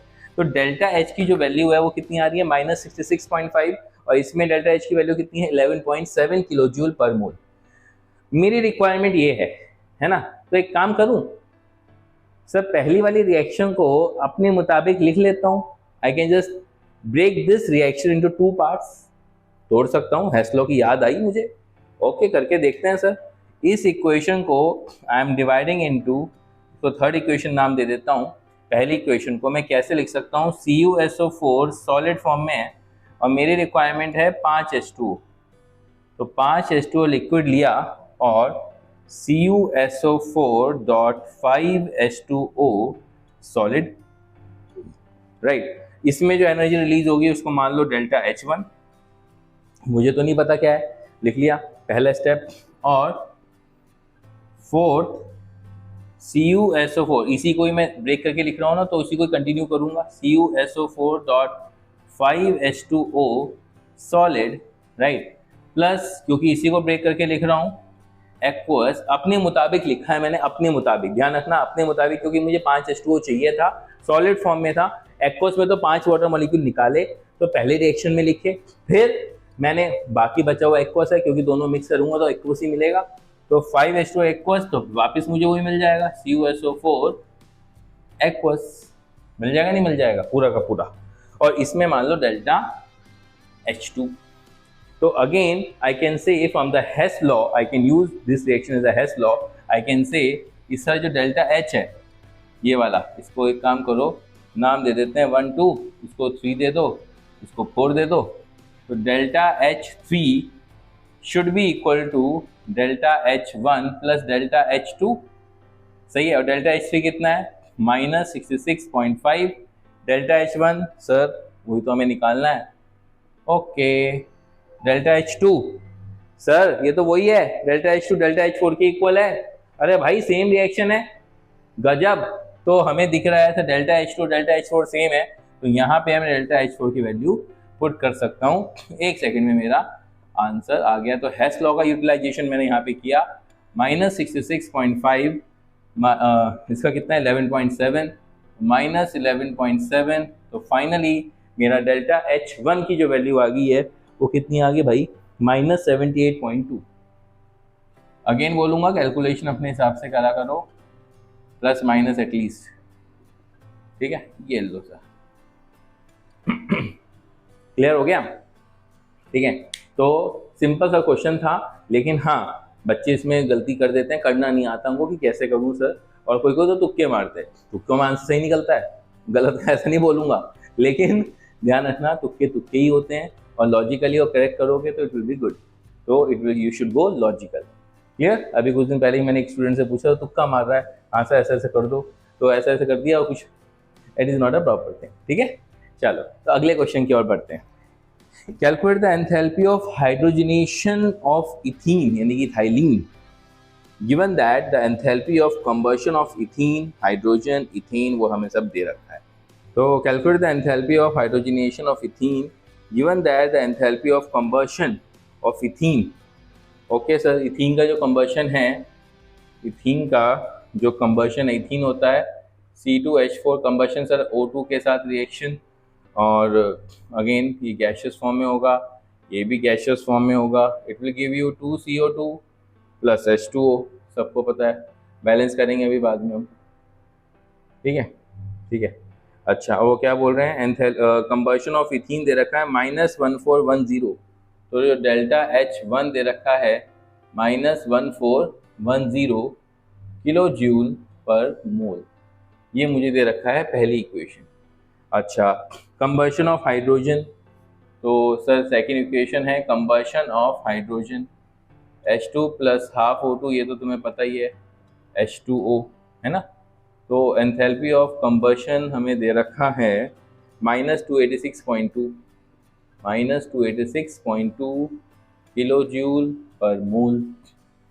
थर्ड हमें दे रखा है इथेन का भी दे रखा है क्लास, इथेन तो C2H6, इथेन हमें पता ही है कंबशन है, तो it will give you CO2 and H2O। Balance अभी हम दोनों रिएक्शन करेंगे ऊपर और नीचे वाली। तो डेल्टा H कितना है -1560.6 किलो जूल पर मोल। और हमें निकालना है enthalpy of hydrogenation of ethene, hydrogenation of ethene. तो सर हाइड्रोजनेशन जो हमें रिक्वायरमेंट है वो क्या है, हाइड्रोजनेशन ऑफ इथीन। तो C2H4 है, उसमें अगर आप हाइड्रोजन करते हो ऐड तो you will give receive C2H6, तुम्हें पता ही है बात, राइट। तो ये मेरी रिक्वायर्ड इक्वेशन है, इसको मुझे बैलेंस करने की भी ज़रूरत नहीं है। अब सर इसको बैलेंस कर देते हैं वरना गलत आएगा आंसर। तो 2 कार्बन है, 2 कार्बन हो गया, तो 2 कार्बन हो गया सर, है ना। ये हाइड्रोजन कितनी है सर, 2 है, अगेन 2H2O। ना ऑक्सीजन कितनी होगी सर, 4 5 6, 4 5 6, तो ये 3O2। तो ये मेरी पहली इक्वेशन बैलेंस हो गई। दूसरी भी मैं ये दूसरी ऑलरेडी बैलेंस्ड है, बार बार यूज़ करते हैं। तो कार्बन की कितनी हो जाएगी भाई, 2 है, ये C2H6 है ना, 2 हो गई। अच्छा हाइड्रोजन कितने हैं, 6 हैं, तो 3 दूना 6, 4 5 6 7 है ना, 4 5 6 7, तो ये मेरा 7/2। क्लियर है। तो ये मेरी बैलेंसिंग हो गई तीनों इक्वेशन की। अब कुछ नहीं है मेरे सामने, तो C2H4 है, सेम वही फंडा जो हमने कल अपनाया था। तो C2H4 है, सबसे पहले हमें जो चाहिए वो सब पहली इक्वेशन में मुझे नज़र आ रहा है, तो क्यों नहीं उठाऊँ मैं फ़ायदा। उसके बाद H2 मुझे दिख रहा है प्लस सेकेंड इक्वेशन सर, क्या बात, सुभान अल्लाह। और तीसरा है C2H6, C2H6 में माइनस थर्ड, क्योंकि अगेन आपको चाहिए कहाँ पे, राइट हैंड साइड पे दे रखा है, आपको लेफ्ट हैंड साइड पे, बस काम तमाम, यहीं पर आपका एड ऑन कर दो। तो फर्स्ट कितना है -1410 प्लस -286.2 माइनस माइनस प्लस 1560.6। सही है क्लास, कैलकुलेशन अपने आप से करना क्लास, हमेशा ध्यान रखना। तो इसका आंसर आ रहा है -135.6 किलो जूल पर मोल। मैंने कहा ना हम बहुत सारे क्वेश्चंस करेंगे अभी और, ठीक है। ये हो गया, अगले क्वेश्चन की ओर बढ़ते हुए। नाउ अब हम बात कर रहे हैं, बड़ा अच्छे से क्वेश्चन ये भी लिखो, the molar heat of formation of ammonium nitrate solid form में है is -367.54 kilo joule and those of N2O and H2O, वो भी दे रखा है हमें दोनों डाटा, ठीक है। स्टैंडर्ड टेम्परेचर 25 डिग्री सेल्सियस है और 1 एटमॉस्फेरिक प्रेशर है, और डेल्टा H और डेल्टा U हमें निकालना है फॉर द पर्टिकुलर रिएक्शन। तो तुम्हें ना क्लास करने आ जाएंगे क्वेश्चन, फिर मैं थोड़े से आपको इसके MCQ भी लेके चलूँगा। क्लास कोशिश करता हूँ कि मैक्सिमम क्वेश्चन तुम्हारे साथ सॉल्व करूँ ताकि तुम्हें परेशानियाँ ना आए। अब देखो molar heat capacity of ammonium, तो पहले मैं रिएक्शन लिख लेता हूँ। रिएक्शन है अमोनियम नाइट्रेट, NH4NO3 है, सॉलिड फॉर्म में है, और ये N2O इन्होंने गैशियस फॉर्म में है, right, plus 2H2O। Balance already equation हमें दे रखी है, तो क्यों हम अपना माथा बच्ची लगाएं। और इन्होंने हमें मोलर हीट ऑफ फॉर्मेशन यानी कि जो हमें डेल्टा HF दे रखा है, इसका NH4NO3 का हमें दे रखा है क्लास -367.4, -367.54, सही है। और N2O का दे रखा है एंथैल्पी ऑफ फॉर्मेशन, कितना है N2O का हमें दे रखा है 81.46 किलो जूल, और हमें दे रखा है H2O का भी। तो H2O का हमें जो दे रखा है -285.78 -285.78 किलो जूल। तो क्लास मेरे ख्याल से शायद कुछ भी नहीं है इसके अंदर। आपको क्या निकालना है, डेल्टा यू एच यानी कि एंथैल्पी चेंज निकालना है और डेल्टा यू भी निकालना है। देखिए आओ देखते हैं। आपको याद हो अभी अभी हमने enthalpy of the reaction, enthalpy of the reaction क्या होता है, enthalpy of formation of products, ये मैंने आपको बताया ही था कि हम ये भी यूटिलाइज कर सकते हैं, minus enthalpy of formation of reactant. ये आपको मैंने बार बार बताया है, तो कोई डरने वाली बात नहीं है, तुरंत दिमाग में आता है। Formation of the product balance equation है ये, है ना। तो formation of the products N2 को कितना है 81.46 N2 ये प्लस 2 इंटू H2O, H2O को कितना है -285.78 -285.78 minus enthalpy of the reactant -367.54 -367.54। Class मैंने जो नोटिस किया है, बच्चे इसमें थोड़ी जल्दबाजी करने की कोशिश करते हैं हमेशा और साइन में गड़बड़ी कर देते हैं। तो प्लीज़ राइट इट डाउन हमेशा फॉर्मूला पहले, जब भी आप सॉल्व करो until unless you become so much perfect on it। तो delta H of formation of the products minus delta H of formation of the reactant. तो formation of the product minus formation of the reactant, ठीक है। तो अब आप इसको solve करोगे, आपका आंसर आ जाएगा। डेल्टा एच की जो वैल्यू आएगी क्लास, डेल्टा एच की मेरे ख्याल से वैल्यू दे रखी है -122.56 -122.56। प्लस माइनस तो कर ही लोगे। ओके, ये किलो जूल में है अगेन। अब हमें डेल्टा यू निकालना है। याद करिए अपने बचपन के दिन, स्टार्टिंग की मेरी वीडियोस थी, मैंने आपको बताया था थर्मोडायनेमिक्स में आपका delta H is equal to delta U plus delta N G R T. याद आ गया होगा, याद आया नहीं आया? तो delta H is equal to delta U plus delta N G R T. अब डेल्टा एच तो निकाल चुके हो, डेल्टा यू निकालना है। तो delta H minus delta N G R T. तो मेरे ख्याल से सर डेल्टा एन जी तो आप खुशी खुशी निकालना सीख चुके हो। सर तो क्या 2+1 होगा? नहीं होगा सर, 2+1 नहीं होगा, क्योंकि लिक्विड कंपोनेंट आपको भी पता है नहीं लेते हैं, only the gaseous component being taken. तो 1 माइनस 0 यानी कि 1। तो ये क्योंकि ये सॉलिड फॉर्म में है, ये लिक्विड फॉर्म में है, देखा काम आ गया नहीं आ गया। तो डेल्टा एन जी है और आर की वैल्यू आप क्या यूज़ करोगे sir ji? Module value R की क्या ये यूज़ करोगे? और टेम्परेचर भी दे रखा है मेरे ख्याल से, दे हैव गिवन द टेम्परेचर कितना है 25 डिग्री सेल्सियस है, केल्विन में आप चेंज कर सकते हो। तो और आर की वैल्यू आप पर्टिकुलरली कौन सी यूज़ करोगे? क्योंकि 1 एटमॉस्फेयर है और आपकी एनर्जी किस में है 8 मतलब जूल्स में आप निकाल रहे हो, किलो जूल्स में है, तो you need to convert into kilo joule, same thing. तो आपकी वैल्यू आ जाएगी ये -122.56 -1 इंटू, क्योंकि ये तो 1 ही रहेगा आपका, 1 इंटू आर की वैल्यू 8.314 डिवाइडेड बाय 1000, ठीक है। और टेम्परेचर कितना आ गया आपका 298, क्योंकि मेरे ख्याल से 25 डिग्री सेल्सियस यूज़ किया गया है, राइट। और बस हो गया काम तुम्हारा। यहाँ से वैल्यू निकल के तुम्हारी वैल्यू जो आएगी -125.04 -125.04 किलो जूल।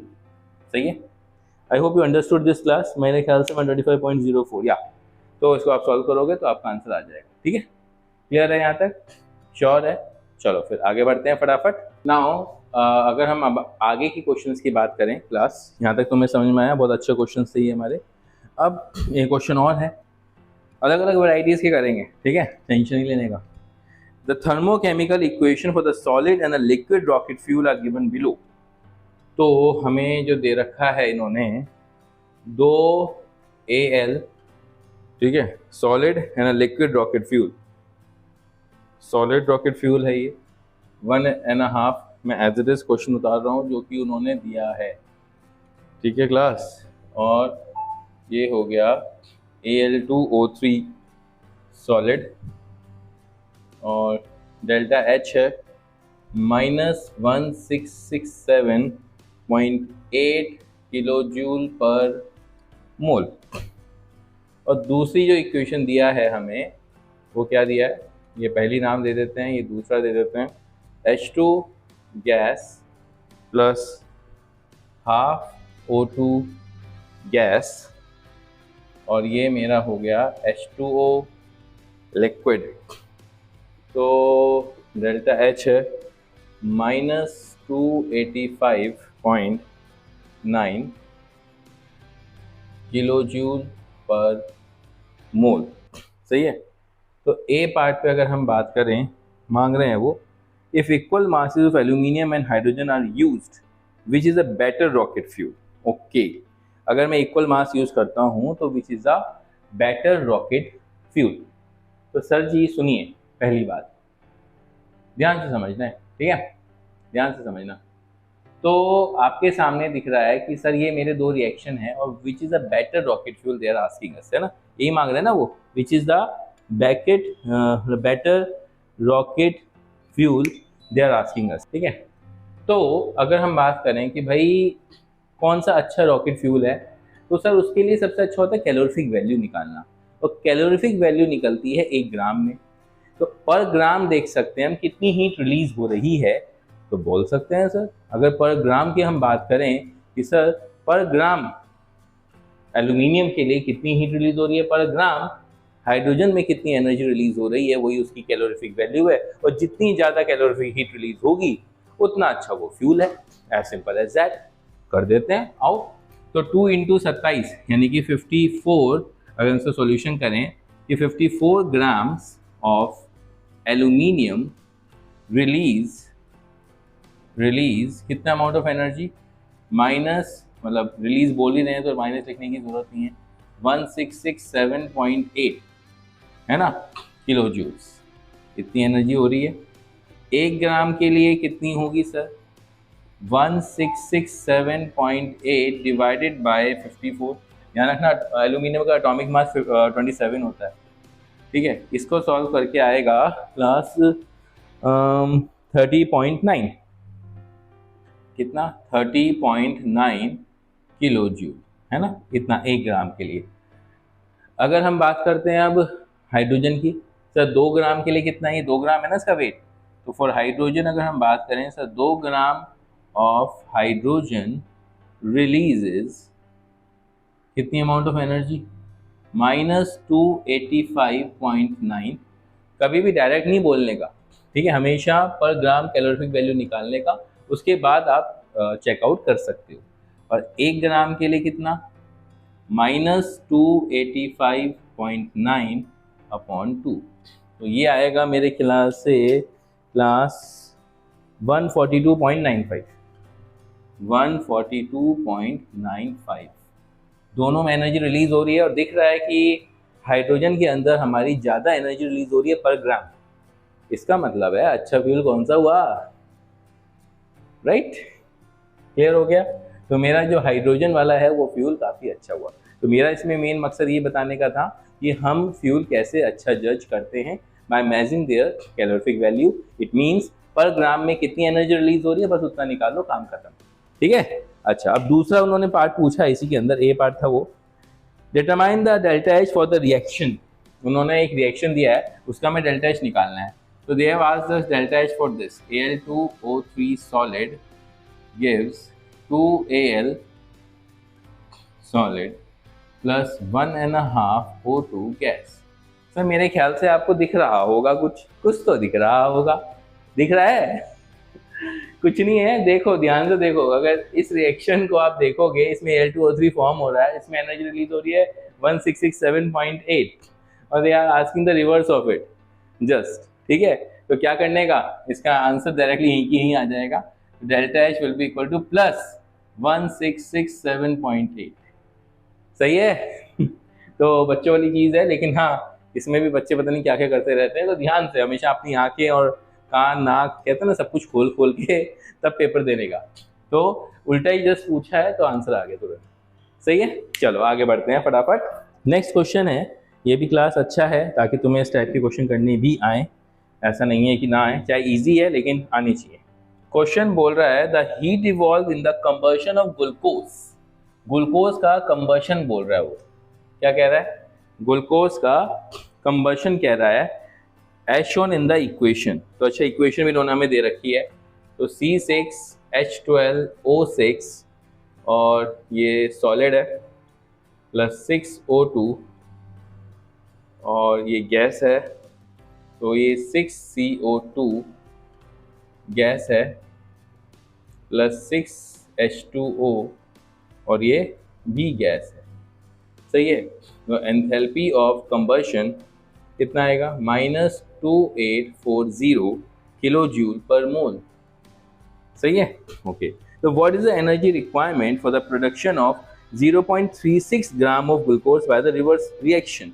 अच्छा, अब हमें फॉर्म करना है, अगर we need to form this by the reverse reaction. ठीक है, तो अब हमें सबसे पहले तो class what we need to do, हमें पहले इसका रिवर्स रिएक्शन लिखना पड़ेगा। हमें फॉर्मेशन करना है ना, तो 6CO2 प्लस 6H2O, भाई जैसा वो बोलेंगे हमें वैसे ही करना पड़ेगा यार, गिव्स C6H12O6 प्लस 6O2। सही है। तो इसका जो डेल्टा H होगा ऑब्वियसली इसका आपका कितना हो जाएगा, वो प्लस 2840। सही है। अब इन्होंने हमसे मांगा है कि सर फॉर्मेशन कितना बोला है उन्होंने, फॉर द प्रोडक्शन ऑफ 0.36 ग्राम, है ना। अब हमें ये पता है सर कि C6H12O6 है वो 1 मोल का है और इसका जो मॉलिक्यूलर मास होता है वो 180 होता है, राइट। तो आप कैलकुलेट भी कर सकते हो उसका 180, इसका 180 ग्राम इसका मॉलिक्यूलर मास होता है। तो हम बोल सकते हैं कि सर 180 यूनिटी मेथड वही सेम, 5 रुपये में 10 आम अगर हैं तो 1 रुपये में कितने होंगे, 10/5, और 3 रुपये में कितने होंगे। ध्यान रखना ये हर जगह है, मैंने अप्लाई किया हुआ है। देसी तरीका इसको बोलते हैं, प्योर देसी तरीका, सारा बॉल कॉन्सेप्ट इससे हो रखा है। तो 180 ग्राम से 180 ग्राम हमारा जब प्रोड्यूस हो रहा है तो एनर्जी कितनी रिलीज कितनी कंज्यूम हो रही है, 2840। 1 ग्राम से कितना है, 2840 डिवाइडेड बाय 180, और 0.36 ग्राम के लिए 0.36 ग्राम से 2840 अपॉन 180 इंटू 0.36। देखो क्लास, राइट। तो 0.36 है ना, तो कितना आ जाएगा, कितना आ जाएगा भाई, इसका आंसर आ रहा है सॉल्व करके 5.68। लिख लो जरा, 5.68 किलो जूल। लो, मेरे ख्याल समझ में आ गया होगा। ठीक है, चलो और देखेंगे, अभी लिखते रहो। हाँ भाई लिख लिया, अरे हो गया होगा अब तो, राइट। अच्छा सुनो, अब कहानी को आगे बढ़ाते हैं। ठीक है, थोड़े से जो क्वेश्चंस हैं, मैंने तुम्हें ये वाले तो करवाई दिए क्वेश्चंस, काफ़ी हद तक करवाए ताकि हैस्लो में तुम कंफर्ट एरिया हो जाओ। कुछ MCQ क्वेश्चंस भी हैं रिलेटेड टू इट, थोड़े से वो करवा देता हूँ ताकि टेंशन ही खत्म, है ना। आओ देखो क्वालिटी के क्वेश्चंस। आइए, पहला क्वेश्चन है, a boy after swimming comes out from a pool। बंदा मस्त है, ठीक है। covered with a film of water weighing 80 grams। उसका जो वेट है वो कितना है सर जी, 80 ग्राम उसका वेट है। कितना वेट है, 80 ग्राम सर उसका वेट है, ठीक है। how much heat must be supplied to evaporate this water। और एंथैल्पी ऑफ वेपराइजेशन भी उन्होंने हमें दे रखा है, कितना है sir, 40.79 kilo joule per mole. Class बहुत इजी सवाल, और ऑप्शंस भी दे रखे हैं। ऑप्शन ए है 1.61 इंटू 10⁻² किलो जूल्स, ठीक है। ऑप्शन बी है 1.71 into 10⁻² kilo joules. Option C है 1.81 into 10⁻² kilo joules, and option D है 1.91 इंटू 10⁻² किलो जूल्स, ठीक है। तो वो कह रहे हैं कि भाई 80 ग्राम का उसके ऊपर फिल्म है और उन्होंने पूछा है कि कितनी हमें एनर्जी सप्लाई करनी पड़ेगी। तो वैसे डायरेक्ट क्वेश्चन दिख रहा है enthalpy of vaporization of the water वो कितना है, 40.79 किलो जूल पर मोल है। तो हम एक काम करते हैं, 80 ग्राम की फिल्म है तो what we can do sir ji, एक मोल में हमें दिख रहा है कितना है सर, 40.79 किलो जूल की एनर्जी आपको सप्लाई करनी पड़ रही है। और 80 ग्राम वाटर हमें पता है, वो बता रहा है कि भाई 80 ग्राम का पानी है जो कि उसके ऊपर फिल्म के ऊपर है, तो मोल्स निकाल सकते हैं। मोल्स क्या होता था, वेट अपॉन मॉलिक्यूलर मास, और वेट कितना है जो है 80 है। मॉलिक्यूलर मास पानी का सबको पता है H2O, तो 2 + 16, मेरे ख्याल से इसमें कोई समस्या नहीं आनी चाहिए। 18 ग्राम हो गया, तो 80/18, 2 9 18, 2 40 राइट, तो 40/9 यानी कि नंबर ऑफ मोल्स कितने हो गए 40/9 राइट। अच्छा, तो सर 1 मोल के लिए इतना है और 40/9 मोल्स के लिए कितना होगा, तो 40.79 इंटू, सब किलो जूल्स में ही है, इंटू 40/9 लीजिए सर। तो यहाँ से आप सॉल्व कर सकते हैं। मेरे ख्याल से सॉल्यूशन जो है आ रहा है आपका 1.81 समथिंग, तो इट विल बी सी, यानी कि 1.81 इंटू 10⁻²2 किलो जूल्स। सिंपल सवाल, तो कभी भी घबराने का नहीं, बेसिक से करने का कि हाँ यार क्या फॉर्मूला लगाना है, कोई फॉर्मूला था ही नहीं सर, 1 मोल में इतना है और इसके कितने मोल्स हैं, उतने मोल्स में कितना, एज सिंपल एज दैट। ठीक है, तो घबराने की जरूरत नहीं है। नाउ दूसरा क्वेश्चन आता है, enthalpy of the solution of sodium chloride. तो पढ़ते हैं फटाफट, जल्दी करना है क्लास। तो दूसरा क्वेश्चन है, अगर मैं दूसरा जो क्वेश्चन की बात करता हूँ, sir just doing for the second question. तो दूसरे क्वेश्चन में enthalpy of the solution of sodium chloride is 4 kilojoule पर मोल and its enthalpy of hydration of ions is -784 kilojoule per mole, then the lattice enthalpy of NaCl in kilojoule per mole। Sir मेरे ख्याल से आपने ध्यान होगा, हमने एक formula पढ़ा था अभी, enthalpy of solution is equal to crystal lattice enthalpy plus enthalpy of hydration, याद आया? Enthalpy of solution is equal to, अब इन्होंने enthalpy of sodium chloride already दे रखा है, कितना है 4, okay. Enthalpy of the hydration भी दे रखा है -784 किलोजूल पर मोल में, ये दोनों के दोनों, और लैटाइस एंथैल्पी हमें निकालनी है। तो लैटाइस एंथैल्पी कितनी होगी सर, ये तो बच्चों वाला सवाल हो गया, तो 788, ऑप्शन लिखने की भी जरूरत नहीं है, 788 किलोजूल पर मोल। क्या बात सर, एक सेकेंड में। अब आप सोचो कितना इंपॉर्टेंट था ये फॉर्मूला हमारे लिए, जो हमने देखा था, हमने समझा था। ठीक है, नाउ नेक्स्ट क्वेश्चन, छोटे से क्वेश्चन है। The standard heat of formation of NO2 gas and N2O4 gas are 8 and 2 kilo calories per मोल।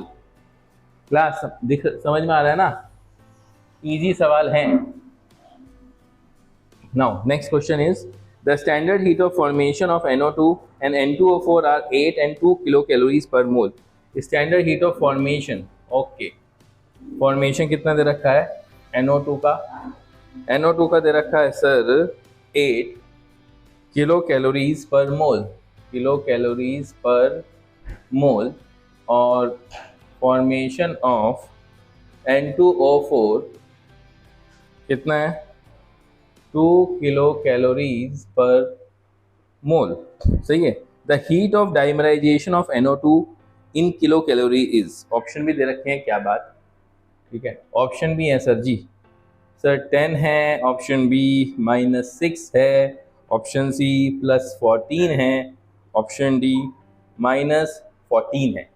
ठीक है, नाउ अब इन्होंने बोला हीट ऑफ फॉर्मेशन दे रखा और डाइमराइजेशन पूछा है NO2 का। तो सर सबसे पहले मैं तो डाइमराइजेशन रिएक्शन लिख लेता हूँ, रिक्वायर्ड रिएक्शन डाइमराइजेशन, यानी कि आपका जो NO2 होता है वो डाइमराइज होता है किसमें, it will B dimerise into N2O4 में। ध्यान रखना किसमें होता है डाइमराइज, N2O4 में, और मैंने बैलेंस भी कर दिया है। अब मेरी ये इक्वेशन है और फॉर्मेशन दे रखा है, तो मेरे ख्याल से हमें पहले रिएक्शन लिखना चाहिए। पहला NO2 का क्या है, फॉर्मेशन है, ठीक है, तो NO2 का क्या है, फॉर्मेशन, तो नाइट्रोजन कैसे फॉर्म होगा, N2 + O2 गिव्स NO2, लेकिन सर हमें तो एक ही N चाहिए, ये लीजिए फॉर्मेशन, पहला वाला काम हो गया। दूसरे वाला गुरुजी, दूसरे वाला क्या होगा, फॉर्मेशन ऑफ N2O4 है, तो फॉर्मेशन ऑफ N2 जो सेम दोबारा नाइट्रोजन और ऑक्सीजन है, तो N2O4 है, ये लो सर, मेरे ख्याल से आसान ही है रास्ते। अब क्या करना है, हमें क्या चाहिए, 2NO2 चाहिए सर, और N2O4 चाहिए। N2O4 ऑलरेडी मुझे राइट साइड में दे रखा है, तो सेकंड इक्वेशन को तो मैं एज इट इज ऐड कर दूंगा, जैसे मैं हेसलॉ के क्वेश्चन कर भी रहा था आपके सामने।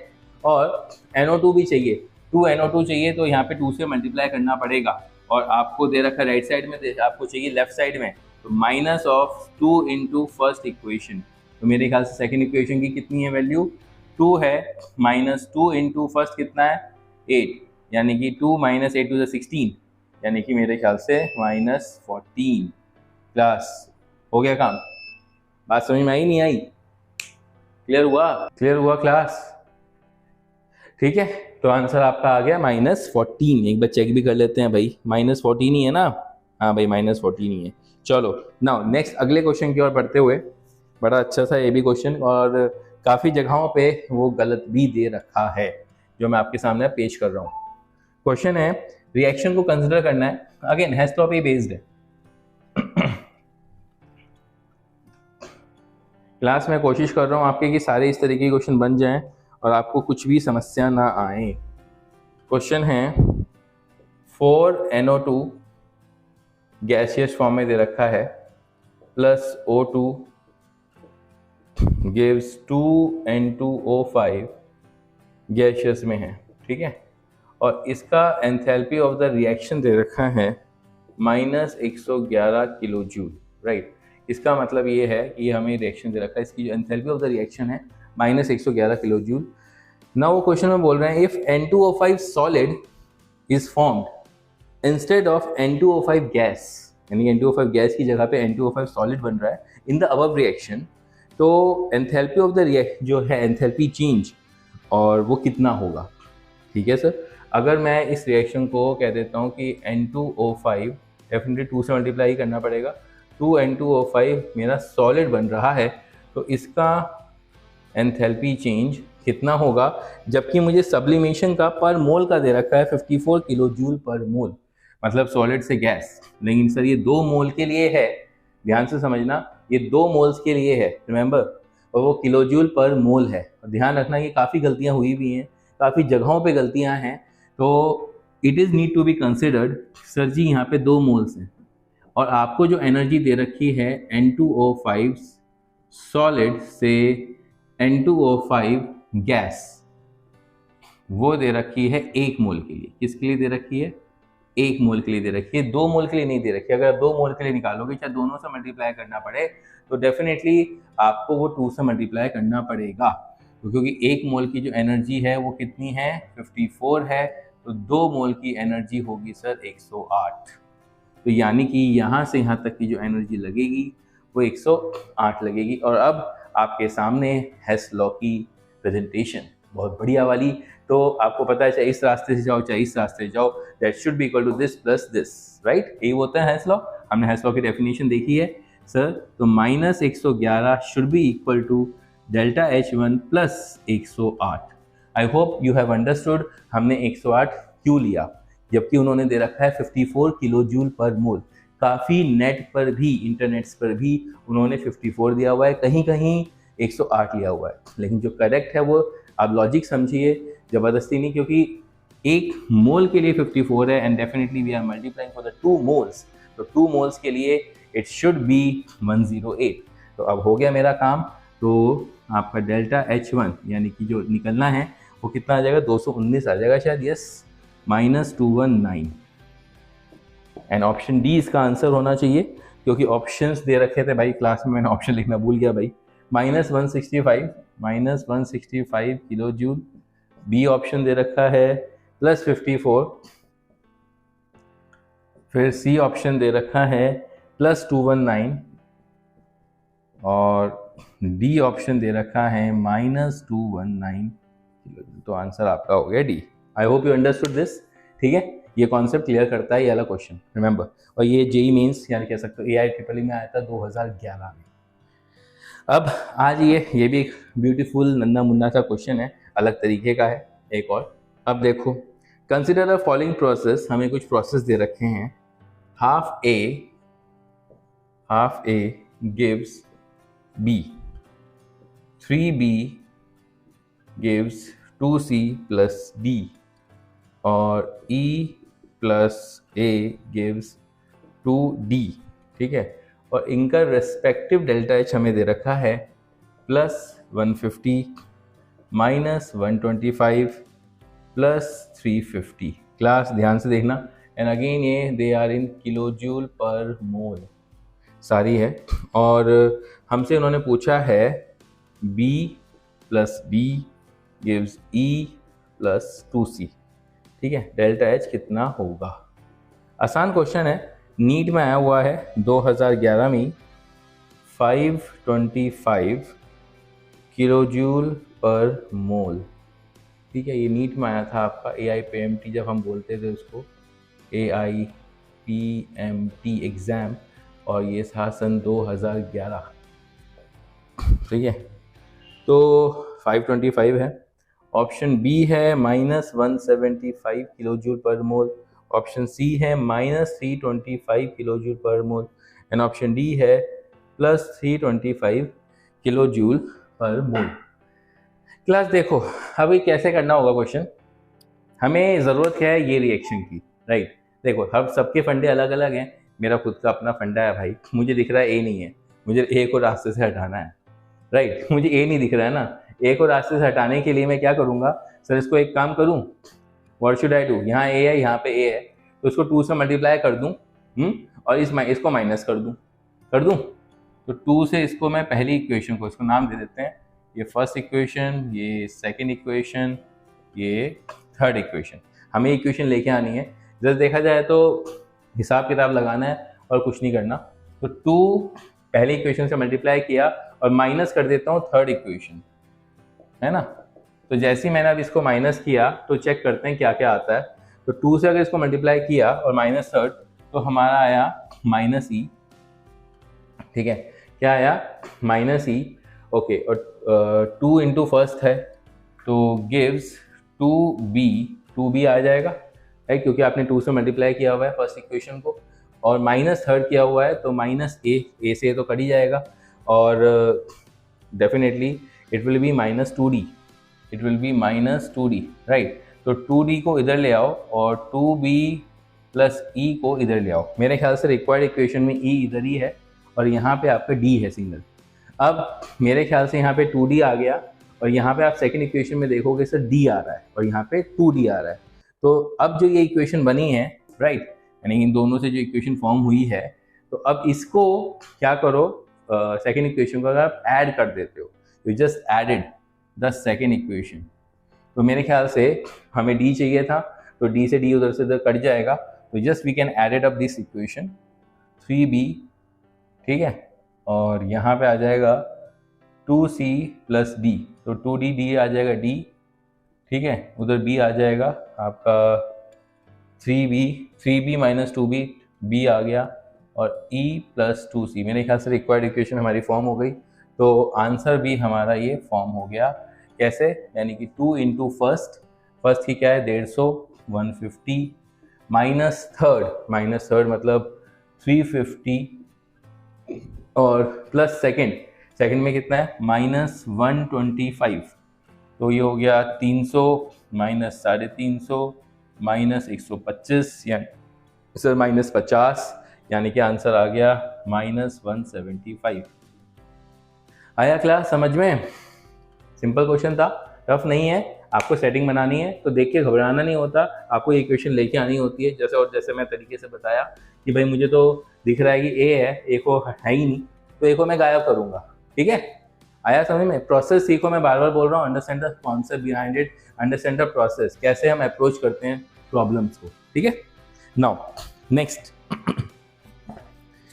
अब आ जाओ, अगला है the standard enthalpy of formation of CO2, okay, H2O glucose at 25 degree Celsius, वो दे रखी हैं तीनों अलग अलग। तो स्टैंडर्ड एंथैल्पी ऑफ कंबशन निकालना है पर gram of glucose. Okay boss, और ये एडवांस में आया था सर 2013, कोई बड़ी चीज़ नहीं है। जेई एडवांस के क्वेश्चन भी इतने टफ नहीं होते जो आपको लगता है बहुत टफ है। कॉन्सेप्ट है, बेसिक है, आपके वो क्रिस्टल क्लियर माइंड है तो you can easily solve it. ठीक है, निडर होके जाना है, अपने ऊपर विश्वास रख के जाना है, सबसे बड़ी चीज़। The standard enthalpy of the formation of CO2, तो डाटा लिख लेते हैं पहले। जेई एडवांस में आया था, ये जेई एडवांस में आया था 2013, पुराना क्वेश्चन है, जेई एडवांस 2013। तो फॉर्मेशन ऑफ CO2 है, okay sir, formation of CO2 है, ओके, वो कितना दे रखा है 25 डिग्री सेल्सियस पे, -400 किलो जूल पर मोल। H2O लिक्विड है, H2O लिक्विड है, वो कितना दे रखा है सर? दे रखा है -300 kilo joule per mole. Okay boss. And enthalpy of formation of glucose, तो ग्लूकोज का फॉर्मूला तो सबको पता होगा, C6H12O6, तो गन्ने का जूस, ग्लूकोज, फ्रक्टोज। तो -1300 किलो जूल पर मोल, सही है। The standard enthalpy of combustion per gram of the glucose is, option भी लिख लो भाई, फिर मैं भूल जाऊंगा otherwise, 2900 kilo joule, option B -2900 kilo joule, option C -16.11 kilo joule, and option D +16.11 kilo joule. Class ये बड़ा सिंपल सा सवाल है। तो सबसे पहले तो मैं, इन्होंने क्या बोला है, एंथैल्पी ऑफ फॉर्मेशन दे रखा है CO2 H2 ग्लूकोज का, है ना, और स्टैंडर्ड एंथैल्पी ऑफ कंबशन पूछा है पर ग्राम ऑफ द ग्लूकोज। तो ठीक है, सबसे पहले मैं ग्लूकोज का कंबशन ही कर देता हूँ जैसा उन्होंने बोला है। तो एक रिएक्शन लिख लेते हैं कंबशन की। कंबशन से सबको पता है, कोई भी हो तो O2 के साथ रिएक्शन करके it will give you CO2 and H2O, यही आएगा, देगा नहीं देगा? ठीक है, नाउ बैलेंस कर दूं, 6 कार्बन है, लगाता हूँ, और हाइड्रोजन कितनी है, 12 है, तो 6 दूनी 12 हो गया। अब ऑक्सीजन देख लो भाई साहब कितनी है, 6 दूनी 12 और 12 और 6 18 हो गया, और यहाँ पे ऑलरेडी 6 है, यहाँ पे हमेशा 1 ही रखना है हमें। तो आपकी इक्वेशन बैलेंस हो गई, ठीक है। अब आपको तो याद होगा सर एंथैल्पी ऑफ कंबशन हम कैसे निकालते थे, है ना। तो एंथैल्पी ऑफ जो कंबशन होता था वो हम कैसे निकालते थे? कंबशन क्या है sir? Enthalpy of formation of product, क्योंकि 6 से मल्टीप्लाई करना पड़ेगा, enthalpy of formation of product, okay, plus ये देख लीजिए enthalpy of formation of water आ गया, minus sir enthalpy of formation of glucose, जो कि उन्होंने हमें दे रखा है, क्योंकि O2 का तो सर आपको पता ही है एंथैल्पी ऑफ फॉर्मेशन क्या होता है, 0 होता है। तो बस हो गया काम। फॉर्मेशन ऑफ CO2 कितना है, -400 + 600 × -300 माइनस ऑफ -1300। तो उसको जब आप सॉल्व करोगे it is come out to be -2900 kilo joule. तो लोग तुरंत इसका आंसर ये लो मार्क कर देते हैं सर, तुरंत, क्योंकि एक्साइटेड मोड में होती हैं, तुरंत आंसर आ गया, एडवांस का क्वेश्चन है। भाई साहब गलती कर दी, क्योंकि क्वेश्चन में पूछा है पर ग्राम, ध्यान से देखिए, पर ग्राम, तो पर ग्राम में सर ये किलो जूल पर मोल में है। और आपको बता दूं C6H12O6 कितना मॉलिक्यूलर मास होता है, 180 ग्राम, और 180 ग्राम है तो you need to divided by 180 to get -16.11 kilo joule per mole. तो क्लास ध्यान से करने का, जल्दबाजी कभी भी नहीं करने का, ध्यान से, ठीक है, got it.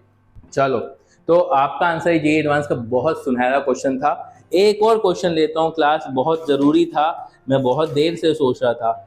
The amount of the heat evolved when 500 ml of 0.1 molar HCl is mixed with 200 ml of 0.2 molar NaOH is। Sir बहुत आसान सवाल है ये भी, लेकिन इसका कॉन्सेप्ट मैं क्यों बता रहा हूँ, क्योंकि ऐसे क्वेश्चन तो बच्चों को देखा है मैंने परेशान होते हुए, दुखी होते हुए, और तुम्हें पता है मैं तो दुखी होते हुए दे ही नहीं सकता, राइट। तो प्लीज ध्यान से देखो कैसे करना है। क्वेश्चन वो क्या बोल रहा है, quickly, the amount of heat evolve when 500 ml of 0.1 molar HCl। Sir आपको पता है जब भी कोई एसिड और बेस मिलता है, जब भी कोई एसिड और बेस मिलता है तो क्या बनता है, सॉल्ट बनता है, न्यूट्रलाइजेशन हो जाता है।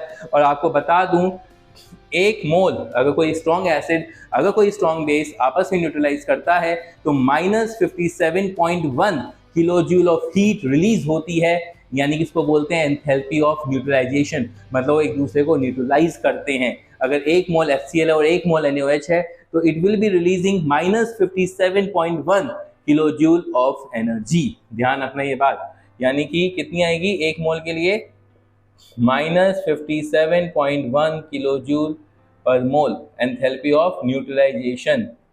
क्या है ये, न्यूट्रलाइजेशन, तो माइनस 57.1 आपकी किलोजूल पर मोल रिलीज होती है। कब? जब आपका 1 मोल स्ट्रॉन्ग एसिड और 1 मोल स्ट्रॉन्ग बेस आपस में न्यूट्रलाइज करते हैं, राइट। तो एंथैल्पी ऑफ न्यूट्रलाइजेशन जो बनता है वो माइनस 57.1 बनता है। तो यानी कि ध्यान रखना पर मोल होता है वो। तो अब यहाँ पर HCl के कितने मोल दे रखे हैं भाई साहब? HCl के दे रखे हैं सर, वॉल्यूम दे रखा है कितना सर? वॉल्यूम दे रखा है 500 ml। और किसके? HCl के। और वॉल्यूम दे रखा है 500 ml और मोलैरिटी दे रखी है 0.1 मोलर। तो सर क्या करने का? जस्ट मिलीमोल निकालने का, क्योंकि मिलीमोल निकाल के तुम्हारी कैलकुलेशन आसान हो जाती है और कुछ नहीं है। तो कितने हो गए सर जी? 50 मिलीमोल। सही है, 50 मिलीमोल। ऐसे ही NaOH के ले लो। NaOH के क्वेश्चन में कितना दे रखा है सर? वॉल्यूम कितना दे रखा है सर? 200। वॉल्यूम कितना है? 200 ml और 0.2 मोलर है। कितने आ गए? 40 मिलीमोल। अब कितने मोल न्यूट्रलाइज हो जाएंगे? आपको पता है 40 हो जाएंगे, 10 बच जाएंगे HCl के। तो 40 मिलीमोल के लिए हमें निकालना है, क्योंकि 1 मोल के लिए कितना हो गया? 1 मोल के लिए 57.1 रिलीज होगी। तो 40 मिलीमोल, मिली 10⁻³ से मल्टीप्लाई किया भाई, तो 57.1 इंटू 40 इंटू 10⁻⁻³ जो कि आपका आएगा 2.292 के आसपास। ऑप्शन के हिसाब से भी है, और अगेन मैं फिर ऑप्शन लिखना भूल गया है। 2.292 kilo joule, option B class 1.292 option C 0.292 and option D 3.292। ठीक है, तो आंसर आ गए क्लास। ध्यान रखना एक चीज़, जितने मैंने क्वेश्चन तुम्हें करवाए हैं काफ़ी हद तक हैसलॉ के काफ़ी कुछ कवर कर दिए हैं क्लास। तो प्लीज़ इन सबको देखना, वीडियो को पूरी अच्छे से देखना। तो अब हम आगे बढ़ेंगे बॉन्ड एनर्जी पे। ठीक है, तो और भी क्वेश्चन है, ऐसा नहीं क्वेश्चन और नहीं है, बहुत सारे हैं। तो प्लीज़ कोशिश करिएगा क्लास। ठीक है, राइट, प्लीज़ कोशिश करिएगा। Got it? चलो अच्छा, मैं अब चलता हूँ, बहुत सारे और भी काम है। तो इतने तुम वीडियो देखने का, कोई भी डाउट होने का ना बताने का। ठीक है, ओके, बाय बाय।